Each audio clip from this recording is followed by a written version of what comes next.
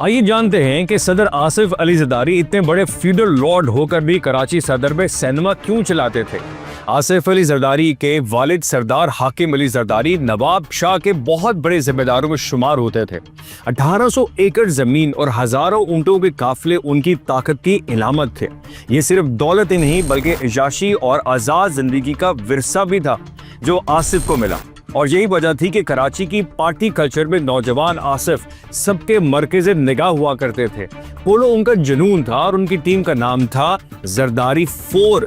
60 की दिहाई में जब हाकिम अली जरदारी ने कराची में बम्बिनो सिनेमा बनाया तो ये पाकिस्तान का पहला 70 mm स्क्रीन वाला सिनेमा था जहां हॉलीवुड फिल्मों के चर्चे हुआ करते थे और अयूब खान से लेकर भुट्टो तक वहां फिल्में देखने आया करते थे। मगर इल्जाम ये भी लगता रहा कि नौजवान आसिफ इन्हीं फिल्मों के बाहर टिकटें ब्लैक करते थे। जो भी दुनिया कहे ये हकीकत अपनी जगह कायम है। जरदारी खानदान अपने बुजुर्गों को रोल मॉडल समझता है।